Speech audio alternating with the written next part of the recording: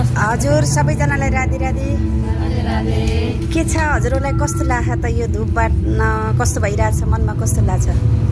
यस्तो हाम्रो संस्कृति जोगाउनको लागि यस्तो राम्रो कार्यक्रम लिएर आउनुभयो एकदमै खुसी रमाइलो एकदम प्रसन्न भएको छु म त। हजुर अनि बाट्न पनि आछ नि? बाट्न पनि मजाले सिकिसके। हस् ल धन्यवाद राधे राधे। हजुर राधे राधे नमस्कार है सबैजनालाई। अनि कस्तो लाग्छ हजुरहरूलाई आज तालिमको तेस्रो दिन? बनाएको छ बनाउन सकिन्छ जस्तो लाग्छ? मनमा लागेको भन्न पाउनुभयो?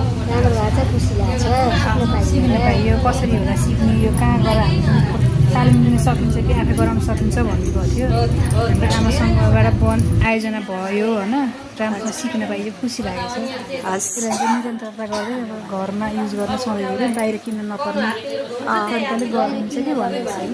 हस् ल धन्यवाद। हजुरहरूले पनि राधे राधे।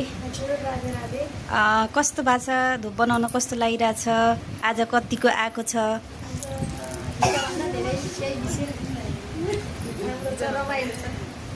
अनि हामीले पनि बनाउँछौँ बनाउन सकिन्छ बनाउने हो भन्ने जस्तो फिल कस्तो फिल भइरहेछ म्याम हजुरलाई? हजुरलाई कस्तो फिल भइरहेछ?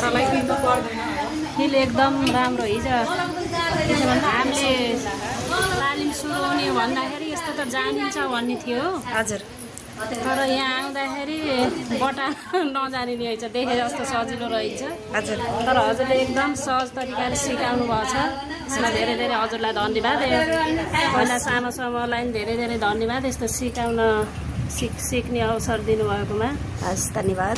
हजुर राधे श्याम कस्तो लागिरहेछ हजुरलाई यो धुपबाटी तालिम? बाबु हिजो आजको दिन रमाइलो बितेको छ। हजुर हिजो पनि जानेको थिइनँ आज धेरै सिकेँ। हजुर घरमै गराएर बालमलाई मन एकदम खुसी लागेको छ। हस् धन्यवाद। कस्तो लागिरहेछ? राधे राधे।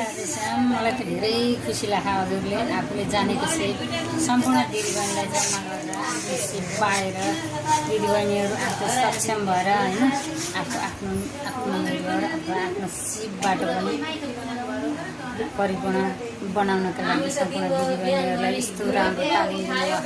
यसैमा खुसी छु सिक्ने अवसर पाइएछ है। हस् धन्यवाद। हजुरलाई कस्तो लाग्छ? कतिको सिक्नु भएको त? आज बनाइयो हस् धन्यवाद। ठिक छ राम्रो बनाउनु भएको छ सिक्नु भएको छ। हिजोभन्दा आज सुधार छ राम्रो छ। यसरी नै हो सिक्ने।